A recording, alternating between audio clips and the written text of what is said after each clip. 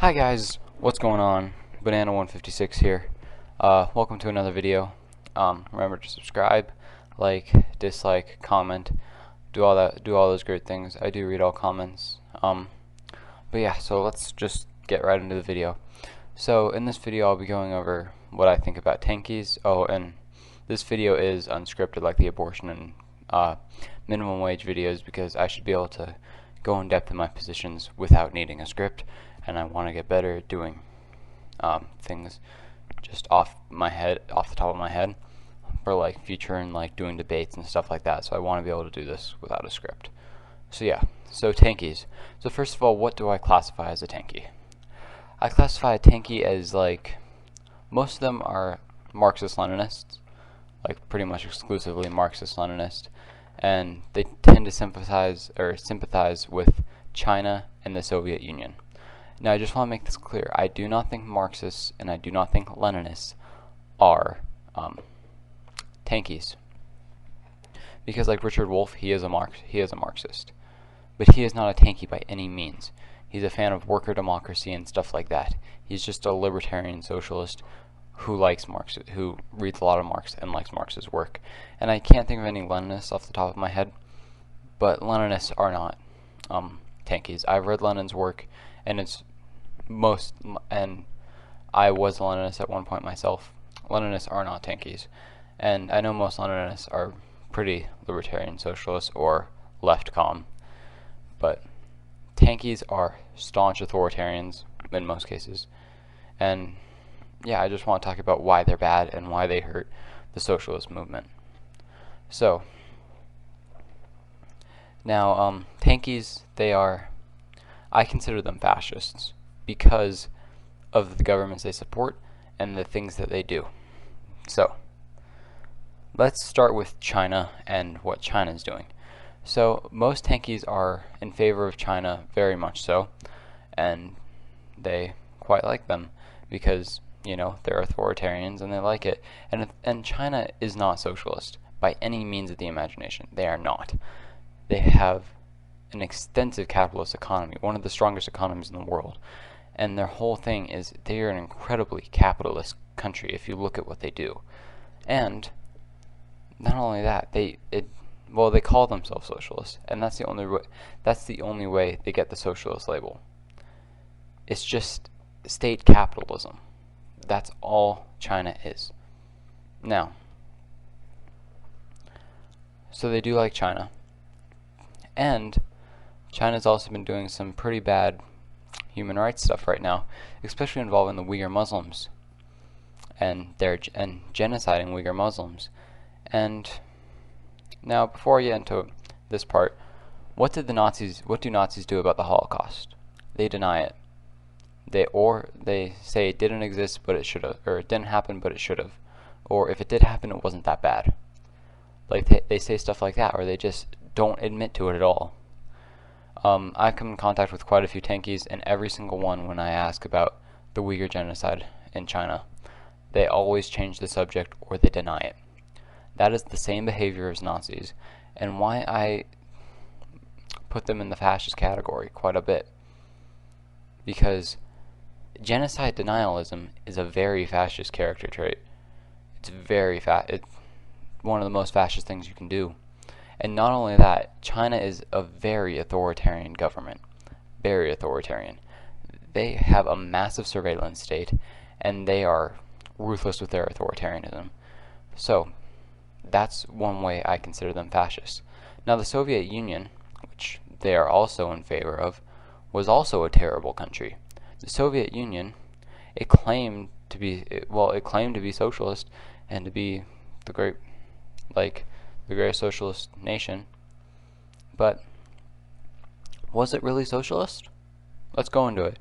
This can also be made true of China. So, what are the two main character traits of socialism?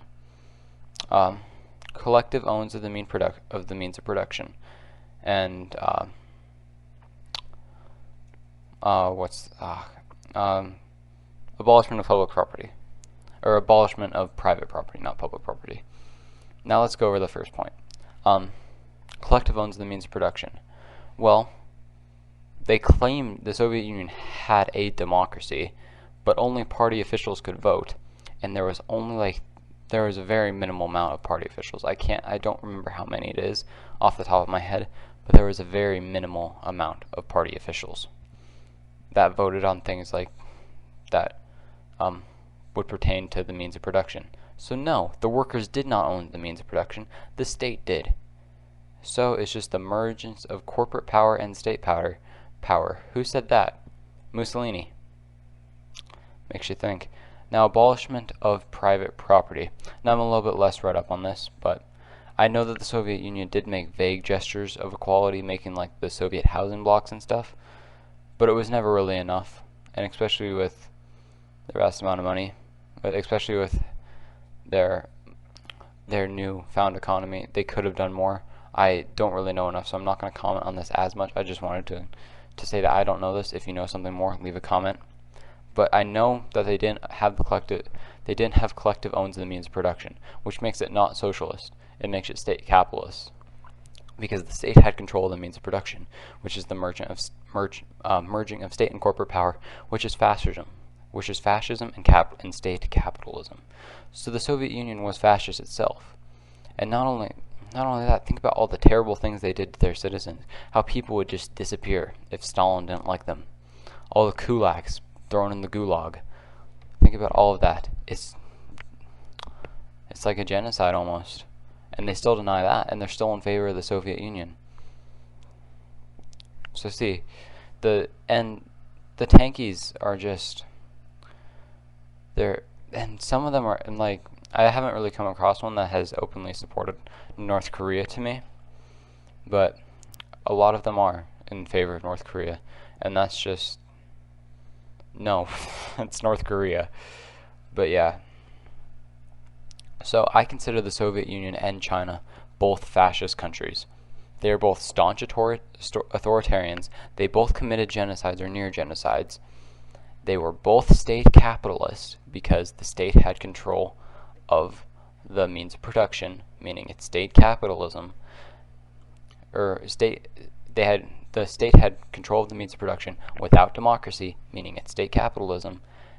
And I think I already said this, but they were staunch authoritarians, and you committed genocides, used the gulags, used all of that stuff.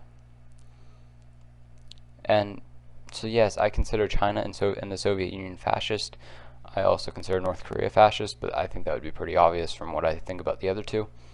And yeah, those two nations aren't real communists, and they are just fascism in disguise. So if you see a tankie praising China or the Soviet Union, be wary of them. And this also leads to detriments to our movement, because when you see because this is what the media thinks, or this is what the general public thinks socialists are. They think they are people who love the Soviet Union, who want to put all the kulaks in gulags. They think that's what they think. That's how the image of socialism was completely destroyed from the Cold War, with the Soviet Union being just a terrible country. And what China is doing now, it just destroys the definition of socialism and communism. It ruins it for the general public. So yes, they are incredibly dangerous to the movement.